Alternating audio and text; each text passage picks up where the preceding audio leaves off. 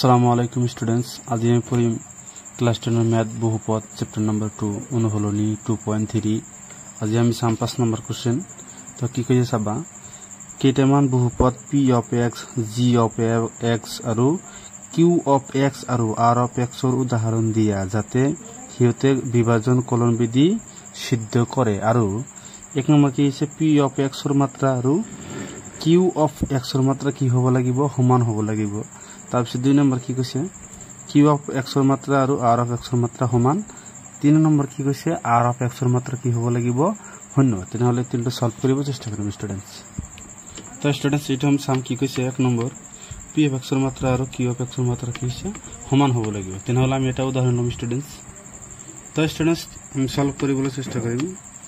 তুমি যে কোনো উদাহরণ লব পারা তো আমি কি উদাহরণ লম দরিবা আমি p of x কি ধরিম 2x স্কয়ার প্লাস 3 এটা আমি লম আমি এটা কি হিরে ভাগ দিম আমি স্টুডেন্টস 2 রে আমি ভাগ দিম কি হিরে ভাগ দিম 2 রে তাহলে আমি কি হবে এটার ভাগ ভিতর কি নম্বর যাব এই 2 এ 2 কি চলে যাব তাহলে আমি কি ভাগ ফলন পাম x স্কয়ার এটারে পূরণ করে দিয়া 2x স্কয়ার মাইনাস প্লাস করে দিয়া এটা ক্যান্সেল যাব তাহলে আমার কি থাকিব 3 তাহলে স্টুডেন্টস হবা কি দিয়েছে আমার p of x কিমান হ'ব 2x square plus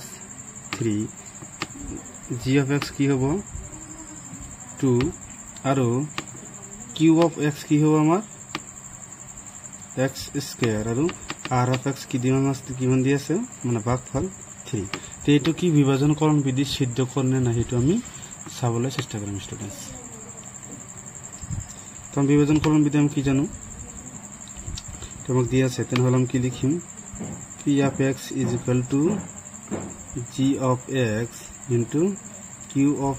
x plus আমি কি জানো r of x তাহলে এটো কি আছে এটো পূরণ করি এটো যোগ করি এল সমান হ'ব লাগিব তেনহলে আমি চাম কি দিয়া আছে g of x মান আমি কি জানো 2 তারপর into q of x কি জানো x square plus r of x কিমান দিয়া আছে 3 তো স্টুডেন্ট সবা কি রেপন করলে কি মানে 2x স্কয়ার প্লাস 3 তো সবাই স্টুডেন্টস p of x আমাক কিমান দি আছে 2x স্কয়ার প্লাস 3 তো সমান পাইছো তেনহলে আমি কি লিখিব পাৰো তেনহলে আমি স্টুডেন্ট লিখিব পাৰো কি এটো আমাক কি এতেকে ই বিভাজন করণ বিধি সিদ্ধ কি করে কারণ আমি কি পাইছো সমান পাইছো তেনহলে কি এটো সিদ্ধ করিব তেনহলে আমি 2 নম্বরটা চাম তো স্টুডেন্ট 2 নম্বর এটো দি আছে এটা আমি কি করি পাৰো তো এটা আমি এনেকৈ এটা উদাহরণ লব লাগিব q of x এর মাত্রা আর r of x এর মাত্রা কি হ'ব লাগিব সমান হ'ব লাগিব তেনহলে আমি এটা উদাহরণ লম তো স্টুডেন্টস উদাহরণ আমি কি লিব পাৰো কি লবা 2x স্কয়াৰ প্লাস কিমান লব পাৰো আমি 3 এটাকে আমি কি হিরে ভাগ দিম x স্কয়ারের ভাগ দিম ভাগ দিলে এর ভিতর কিমান বার যাব 2 ভাগ দিলে কিমান হয় এটা পূরণ করে দিয়া কিমান হবে 2x স্কয়ার তারপর কি প্লাস হয়ে যাব কি মাইনাস আছে এই প্লাস আছে কি হবে মাইনাস এটা ক্যান্সেল যাব তেনহলে আমি কি পাম সরি এটা x স্কয়ারের ভাগ যাব তেনহলে আমি কি পাম 3 তো সবাই স্টুডেন্টস এইটো আমি কি জানো তো এটা আমি কি জানো q এর মাত্রা কিমান দি আছে 0 আৰু r of x এৰ মাত্ৰা কিমান দি আছে মানে ভাগ হেকৰ মাত্ৰা কিমান দি আছে 1 তেনহলে আমি লিখিব পাৰো p of x এর মাত্রা আমি কি জানো এটা মানে p of x কি দিয়েছে 2x square plus 3 g of x কি দিয়েছে g of x আমাক দিয়েছে x square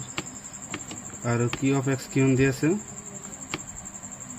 2 are r of x কিমান দিয়েছে 3 তো এটা আমাক কি বিভাজনকরণ বিধি সিদ্ধ করনে না এটা আমি সাম তো আমি কি জানি বিভাজনকরণ বিধি আমি কি জানো p of x is equal to g of x into q of x plus r of x g of x কি জানো আমি x square into q of x কি জানো আমি 2 into r of x কি জানো আমি 3 তাহলে আমি লিখি পারো 2x স্কয়ার প্লাস 3 তো সবা এটো কি আছে p x এর সমান সমান আছে p x আমি এটো জানো তাহলে আমি কি লিখি পারো এটো ই মানে বিভাজন করণ বিধিটো কি করে সিদ্ধ করে তেনহলে আমি কি লিখিব পাৰো এতেকে ই বিভাজন কলম বিধিটো সিদ্ধ কৰে এটো কৰিব লগা ছিল এতিয়া আমি 3 নম্বৰটো চাম তো স্টুডেন্টস 5 নম্বৰ 3 নম্বৰ কি দিয়া আছে চাবা আমাক কি কৈছে r অফ x এর মাত্রা কিমান লাগিব 0 তেনেহলে আমি এটা উদাহরণ লম एग्जाम হলো সলিউশন তো উদাহরণটা কি লব পারিম স্টুডেন্টস তো স্টুডেন্টস আমি এটার উদাহরণ কি লব পারু সবাই স্টুডেন্টস উদাহরণ এটা লম 2x² + 6 এটা p অফ x এটা আমি কি হিরে ভাগ দিম স্টুডেন্টস x² + 3 রে ভাগ দিম তাহলে ভাগ দিলে কিমান হবে এটার ভাগ দিম কিমান বার দেব 2 বার তো এটু দিয়ে এটু পূরণ করে দে 2x² তারপর কিমান হবে +6 তো প্লাস থাকলে মাইনাস মাইনাস থাকলে প্লাস তো স্টুডেন্ট কি হয়ে যাব 0 তাহলে r অফ x এর কি মাত্রা আমি কিমান পাইছো 0 0 এর মাত্রা আমি কিমান জানো 0 জানো তাহলে এটা কি লিখি পারো 0 লিখি পারো তাহলে আমি p অফ x আমি কি জানো p অফ x আমি কি জানো 2x² + 6 are g of x আমি কি জানো x² + 3 are q of x আমি কি জানো 2 আর r অফ x আমি কি জানো 0 তো এটি বিভাজন কলম বিধি সিদ্ধ করে না আমি সাম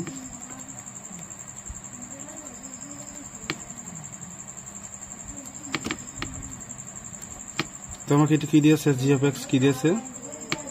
x² + 3 into q of x কিমান দিয়েছে আমাক 2 দিয়েছে ইকুয়াল টু আমি কি জানো r অফ x কি জানো আমি 0 তাহলে সাম স্টুডেন্ট কি দিয়েছে স্টুডেন্টস এটার লগত কি এই দুটো কি হচ্ছে পূরণ হিসাবে তো সেটা হলো কি হবে 2x² + 6 তাহলে p অফ x কি আছে এটা সমান সমান হয় তাহলে লিখিব পারো আমি কি এটা আমি সমান সমান লিখিব পারো বা লিখা হয়েছে তাহলে আমি কি লিখিব পারো স্টুডেন্টস তাহলে আমি কি লিখিব পারো স্টুডেন্টস এটাকে বিভাজন করণ বিধিটা সিদ্ধ করে